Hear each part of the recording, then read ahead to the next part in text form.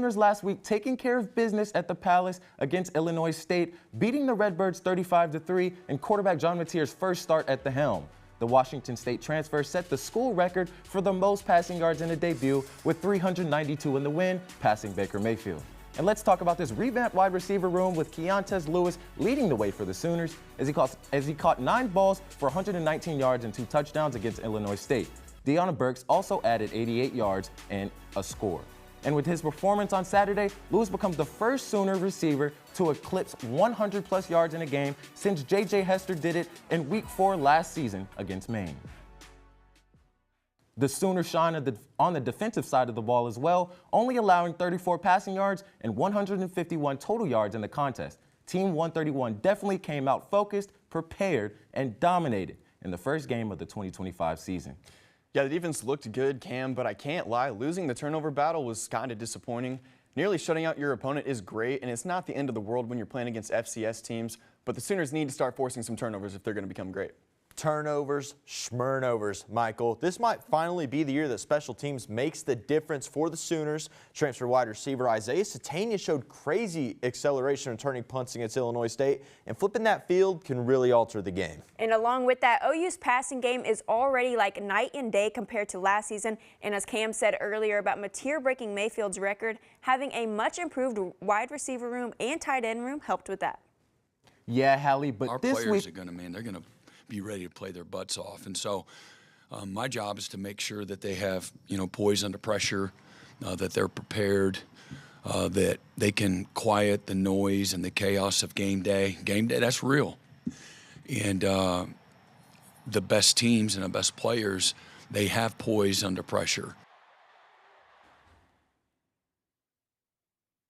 Homegrown recruiting has helped both Oklahoma and Michigan win championships, and wide receiver Deion Burks is from Michigan, and when he was asked if he was a Michigan fan growing up, he laughed off the question, and he says this matchup is personal after not being offered by the team he grew up nearby. It doesn't feel good. I'll say that. They have a saying that pretty much the best players stay in Michigan, so I guess I'm not one of those best players that they was shooting for, but I'm just excited for next week to go play. Almost every Sooner football fan was anticipating John Mateer's debut in the Palace. Now Mateer could be getting even more attention or hype after breaking a record, but to Mateer, that is not what matters. I would say it's a relief. It's just joy and passion. It's freaking football. Like I didn't come here for the media and so that we could I could get the hype. I came here to play football at a high level, and to do that. And that was awesome, not because of the reaction it's going to get out of anybody. Last week, I predicted the tight end room would combine for over 8 touchdowns, and after one game, I ain't changing nothing. I'm more confident than ever, and senior tight end Jaron Kanik made his presence known against Illinois State, but he knows he is far from a finished product. We can attack you from so many different directions, whether it be the tight end or the receivers, and like a guy like Keontez and Deion, they had a ton of action tonight too, and so we can attack you from everywhere. So it's not much of a surprise, that if I'm open, John's going to get me the ball. Coming up after the break, Game Day U reporter Darby McCormick has more on College Game Day's appearance in Norman for the 2nd year in a row. Darby? That's right, Cam. College Game Day is here, and we've got the lengths that fans have gone to get on the show, as well as why this week is different than all the others. Next on Game Day U.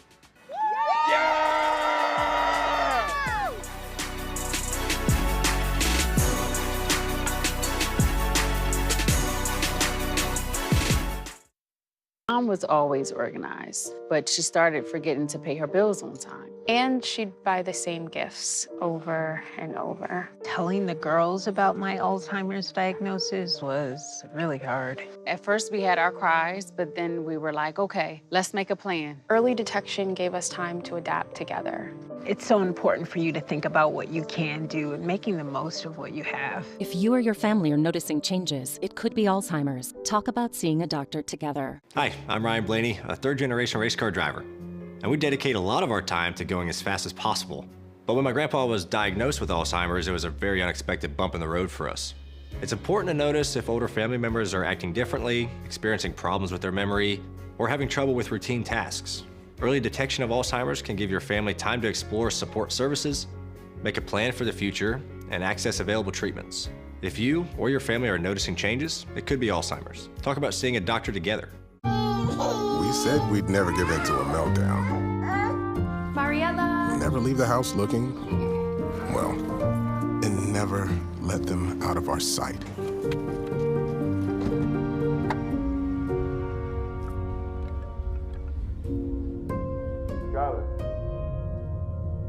Cars get hot fast, and kids can be at risk. Before you leave the car, always stop, look, lock.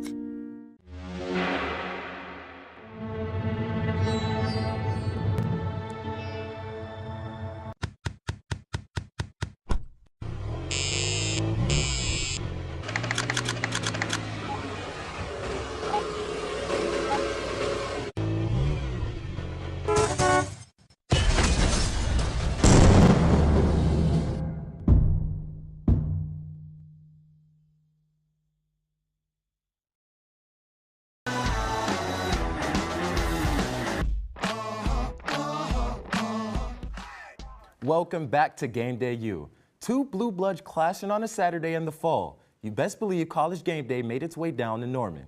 Game Day U reporter Darby McCormick is outside with her own version of the Game Day set with more. Darby? Oh, exactly, Cam. Who needs College Game Day when we've got Game Day U right outside of Gaylord? We're having a party. We're having a party right here. But yes, there's a member missing from the party in the South Oval. Welcome to the new version of an iconic show. ESPN's College Game Day, a show that can turn a regular school week into the spectacle of campus. Honestly, last night I was considering coming out here in the middle of the night just because of how hyped I am. Like, Game Day is truly a special tradition across the nation. You got to be here early. You got to be the first ones here. There's no other way to do it. I don't like being in the middle. You got to be at the front. You got to be ready. 100%. You got to be, that's what Sooner Magic is about. We're number one. We're the first. We're number one. But as the show airs in Norman, there will be one special member missing from the desk. Oh man, it's going to be, we're going to miss Lee. All I can say is I'm so happy and so proud that we were able to give him the celebratory show that we gave him a week ago. Numerous times that I believe he deserves to be on the Mount Rushmore as far as influencers in our sport. An icon unlike any other to a crew already so well loved. We're all going to miss Coach Corso. When I was a kid, he was always the one I liked because he put the mascot heads on, and I always liked watching him do that. But yeah, we're going to bring twice the amount of energy, just as if he was here, It was great last year, and I think it's going to be fantastic tomorrow morning. They're really excited. It's Michigan. They're both in the top 6 all-time wins. Only the second time they've played. They haven't played in 50 years, or almost 50 years. So I think Oklahoma fans are going to embrace that, and we'll have a great morning Saturday morning. A warm embrace from OU fans that truly just means more.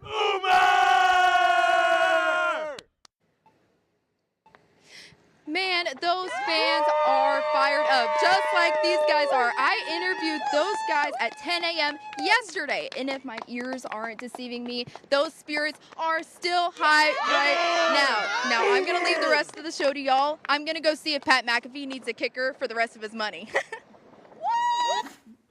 Thank you, Darby. Last season was riddled with injuries. Most people remember the injuries to the wide receiver room, but the defense had their fair share. Game Day U reporter Peyton Davis is live with this week's Sooner Spotlight. College Game Day might be focusing on tonight's marquee matchup, but last week the spotlight was on OU defensive back Gentry Williams. After playing in only 2 games last season, Williams is back in action. Injuries might have been the norm for number 9, but head coach Brent Venable says he hasn't lost his Sooner spirit. Yeah, excited for him. He's been through a lot. Great example of a guy just not giving up on, his opportunity. It's been easy for him to try to start over or maybe even just kind of give in. He's got a great positive energy about him and tremendous wisdom as well. He's a really connected guy, one of our best leaders on our team, and excited to see him have success and know he's going to play his best year of football. Words can't put in how long the journey felt, being away, but I'm grateful that moment came, and it's something I'll cherish. And I appreciate my teammates, my coaches for still believing in me and letting me do what I do. I feel like that was a lot of hard work that I put into, and just being able to have that moment again and feeling that adrenaline rush again, man, it speaks volume. It speaks volume. It feels great, you know, to be able to build on something. You know, that's my starting point from now on, and just continue to do the steps that I did to, you know, perform on Saturday. You know, I think I had a great week of preparation beforehand, and I got to do an even better job because every week is going to get harder, you know.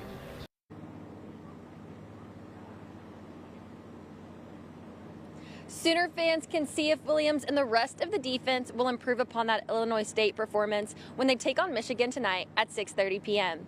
Reporting for Gameday U, I'm Peyton Davis. Thanks, Peyton. When we come back, hear from a former Sooner and current ESPN analyst on the state of the Sooners. Stick around for more Gameday U.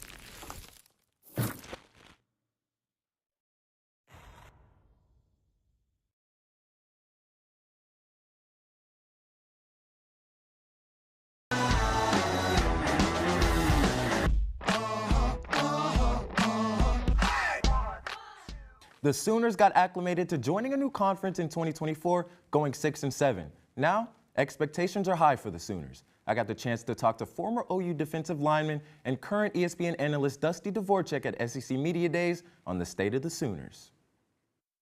In his playing days, former Sooner defensive lineman Dusty Dvorak approached the game with an excitement as well as a force on the line of scrimmage, earning first-team All-Big 12 honors twice for the Crimson and Cream in 2003 and 2005. Fast forward to 2025, and Dvorak still has that same excitement. This time, it's about this year's Sooner squad. I'm as excited as anybody. I think the addition of Ben Arbuckle and Mateer is going to pay huge dividends for this offense. Can't wait to see what Jake Knott looks like in the backfield. I think this offense is going to be much improved. I think the defense is going to continue to be really good. You know, I will be very surprised if Oklahoma isn't a much improved football team from where they were. I know how daunting the schedule is, but I just think overall this team, as a well-rounded football team, is going to have a different complexion than the one we saw last season. And to Dvorak, the main key for head coach Brent Venables is to steadily stack wins and make sure there is a visible improvement. I mean, he's got to win, right? I mean, that's what all these coaches have to do. And, you know, 2 out of 3 years winning 6 games, that's not the Oklahoma standard. He'd be the first to tell you. But I don't know if there's a exact win total he has to get to. I just think that there needs to clearly be improvement and that this program is heading in the right direction. If they can get to 9 wins, given that gauntlet of a schedule, it'll be pretty interesting. They will definitely be a team that's in the conversation for a playoff spot. Great analysis there by Dvorak. Now, let's switch to the matchup this week for the Sooners against Michigan. The last time these two teams met, 1976, where the Sooners secured their 4th natty. Yeah, and Oklahoma's offense was bad last season, but it wasn't exactly touchdown city in Ann Arbor. Michigan did look fairly competent against New Mexico, with senior tight end Marlon Klein leading the way with 93 yards and 1 touchdown. OU needs to stop Underwood's connection with that guy early. Well, this game is going to be won in the trenches, Andrew. Michigan rushed for 201 yards last week, and 159 of those came from Justice Haynes. Haynes buried New Mexico with 3 rushing touchdowns, so stopping him and dominating at the line of scrimmage is vital for Sooner success. Okay, yes, Michigan's stats are looking good against New Mexico State, but the Wolverines had 8 total penalties against a Mountain West team. Michigan will need to clean up the mistakes against an SEC team. Now let's take a look at the SEC slate of games for Week 2 of the 2025 season. As Kentucky and Zach Calzada play host to 20th-ranked Ole Miss in Lexington, will be interesting to see how Ole Miss sophomore quarterback Austin Simmons fares in his first SEC contest. I'm looking right at Kansas and Missouri. The border war is back. How about that? First time since 2011. Sam Horn got hurt, so Bo Prabula is the only option for the Tigers at quarterback, but my eyes are on Kansas signal caller Jalen Daniels, who I think are going to send Mizzou fans home jaded by some Jayhawks. Well, Texas became the first #1 ranked team to lose their season opener since 1990. And they say everything's bigger in Texas, which it must include the losses because they fell all the way to number 7 in the rankings. And we'll see if they can regroup against San Jose State. Alabama was embarrassed last week, losing to Florida State by 14, dropping them from number 8 in the country to 21 in the AP poll. This is the lowest Alabama has been ranked in the AP poll in 17 years. Will it be Roll Tide or another upset? Yeah, I'm looking forward to see if Kalen DeBoer in Alabama can bounce back after that horrendous showing. When Game Day U returns, we're back talking about the Sooners and Wolverines' keys to the game.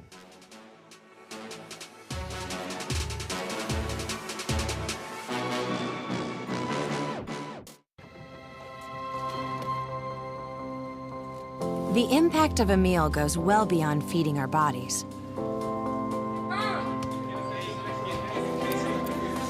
Because when people are fed, futures are nourished. Everyone deserves to live a full life. And with your help, together we can end hunger. Join the movement at feedingamerica.org/act now.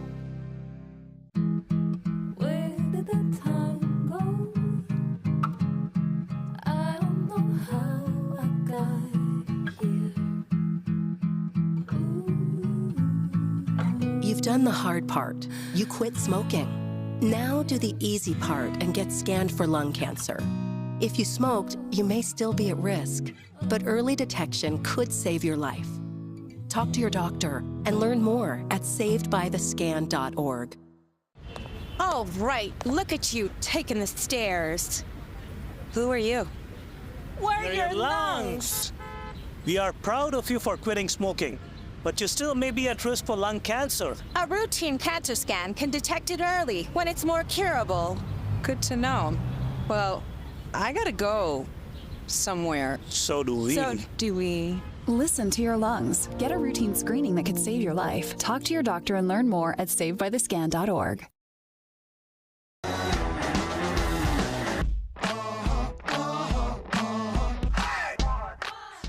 Welcome back to Game Day U. Now, the 4 of us will break down the keys for tonight's big game and who we think will come out on top.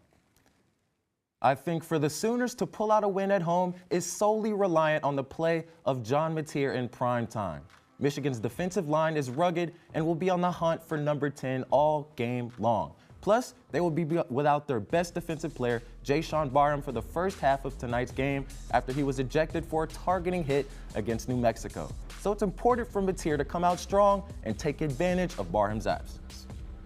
Well, as I mentioned, Justice Haynes was an absolute problem against New Mexico, but this Oklahoma defensive line is a force, and with guys like David Stone and R. Mason Thomas, I do not expect the same result for Michigan.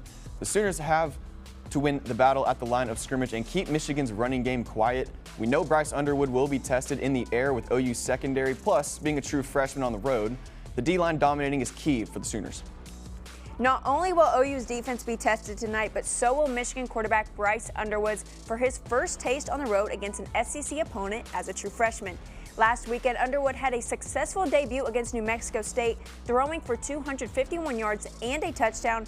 But the last time a true freshman won against OU in Norman was Mason Rudolph in 2014. I don't think Underwood will last against OU's defense. I have the Sooners to win. The only person I've ever known to successfully hunt wolverines is Napoleon Dynamite. And while I'm sure John Material Channel is in her Uncle Rico, the running back room has got to step up. I understand Jaden Knott was banged up during fall camp, but the coaching staff said he's ready to go. Javante Barnes' yards per carry is less than my GPA.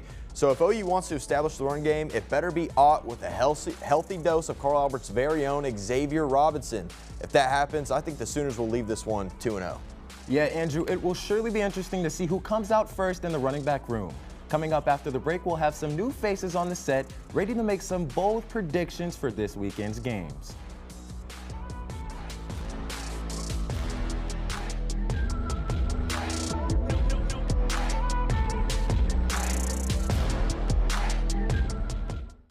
Food isn't just fuel to live, it's fuel to grow. My family relied on public assistance to help provide meals for us. These meals fueled my involvement in theater and the arts as a child, which fostered my love for acting. The Feeding America network of food banks helps millions of people put food on the table. When people are fed, futures are nourished. Join the movement to end hunger, and together we can open endless possibilities for people to thrive. Visit feedingamerica.org/actnow.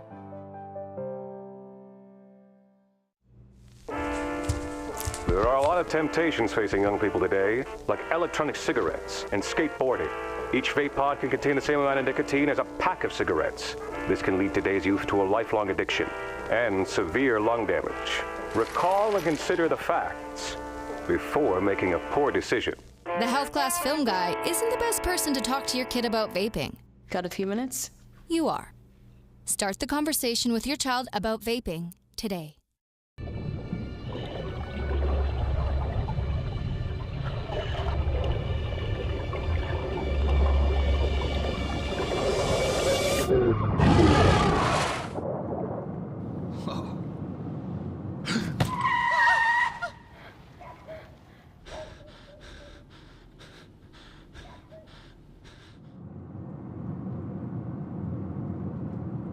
Eyes forward. Don't drive distracted. Did you know that trash, like plastic bottles and fast food wrappers, can carry germs and bacteria? When these items are tossed in the street, they eventually find their way to a river or lake and have a negative impact on aquatic life. Keep our waters clean by putting your trash in the bin. For more information, visit bit.ly/Norman Stormwater.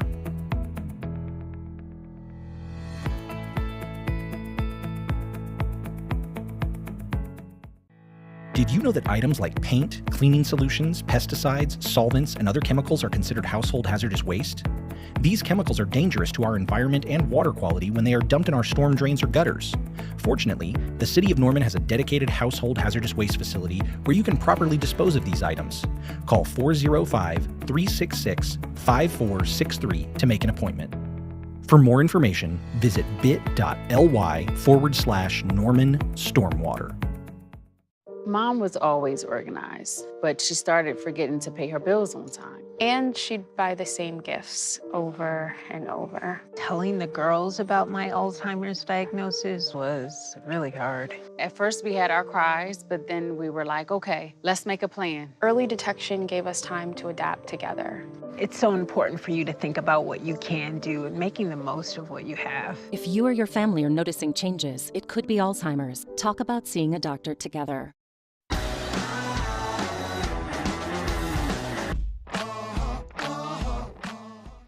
Welcome back to Game Day U, where we've got some new faces here in studio, ready to give some bold predictions for this second full week of college football. With me are Aiden Tyler, El Gedman, and Oliver Schaefer. Up first, an in-state showdown between the Hawkeyes of Iowa and Cyclones of Iowa State. Aiden, who pulls out the victory and hoists the Cy-Hawk Trophy? Well, Cam, last week both these teams played FCS schools. One looked a lot better than the other. Cyclones had more points than the Hawkeyes did passing yards. I'm not a gambling man, but if I were, I'd bet on Iowa State to storm right past their rivals. Yeah, I'm with Aiden on this one. Say Hawk bye to the Hawkeyes. The stats speak for themselves. You weren't kidding. Mark Gronowski had 44 passing yards for Iowa. Meanwhile, Rocco Becht had 461. I'm no weatherman, but I'd be on Cyclone watch today. As the great Lee Corso would say, not so fast, my friend. Iowa State allowed 82 yards on the ground to an FCS program and 110 yards against K-State on the ground. This game is going to be won in the trenches, and I think Iowa gets a slight edge. Give me the Hawkeyes. Up next, a Texas slugfest in Dallas. The Baylor Bears travel down I-35 to take on the reigning ACC Defensive Player of the Week, Ahmad Moses, and the SMU Mustangs. Aiden, who gets the win? Cam, it's been about 30 years since a football team in Dallas was actually feared and relevant. That one, not even SMU. Baylor Sawyer Robertson led the nation in passing yards last week, so at least Dallas fans will finally get to see a good quarterback performance. Sick 'em Bears. 13-game winning streak in this series, but that streak is going to end on that unlucky number. Give me the ponies. Did you see that Cowboys game? It's about time Dallas had something to smile about. Couldn't agree more, Elle. Jackson Arnold just scored 38 points on Baylor with 108 air yards. Now they face Kevin Jennings, who threw for 260 yards, with senior Romello Brenton receiving 121 of those yards. Pony up. Mike Gundy and Oklahoma State head to Eugene to take on the 6th-ranked Oregon Ducks in a non-conference battle. Aiden, what's the verdict? Cam, this one's easy. OSU quarterback Hosseini broke his foot against UT Martin. He's out. Backup QB Zane Flores has never fired a touchdown pass. You can't go duck hunting if your pistol's misfiring. Dan Lenning's Ducks in a shutout. I don't know, Aiden. I think Mike's Gundy is going to be loaded. Oklahoma State's defense looks pretty solid. Brian McCoy Jr. had 14 tackles last week, and the Cowboys had a combined 89. That almost doubles the Ducks. I never thought I would say this, but I see those pistols firing. The Pistols may be firing, but I think they're shooting blanks. The Ducks, who brought in five stars, didn't rebuild after a Rose Bowl loss. They're reloaded. The Pokes, who looked slow against the FCS squad, now face a top 10 PFF-rated defense in Oregon. Go Ducks. Lastly, the game of the weekend, number 15 Michigan at number 18 Oklahoma in primetime. Who comes away with a statement win? Cam, OU played well against Illinois State. John Mateer and the receivers, they looked great. 392 yards through the air. The defense is as advertised. They only gave up 3 points. There are certainly signs that OU can win this ball game. I think Michigan steals them. Go blue. Blue and red make purple, and that's the color the Wolverines are leaving Norman after being stomped on by the Sooners. Oklahoma knows they need this game to prove that they're legit. I'm saying Boomer Sooner in a close one. And I couldn't agree more, Elle. Bryce Underwood looked great week 1, dropping 34 on New Mexico State. But this is Oklahoma, and they play in the Palace. Not to mention a Michigan defense who allowed New Mexico State to stick around for 2 whole quarters. Give me the Crimson and Cream. Sounds like a lot of good games to look out for this weekend. Thanks for watching Game Day U, where it just means more. For Aiden Tyler, Elle Gedman, and Oliver Schaefer, I'm Cam Williams. We'll be back next week when OU travels to Temple to take on the Owls. Have a safe and victory-filled game day.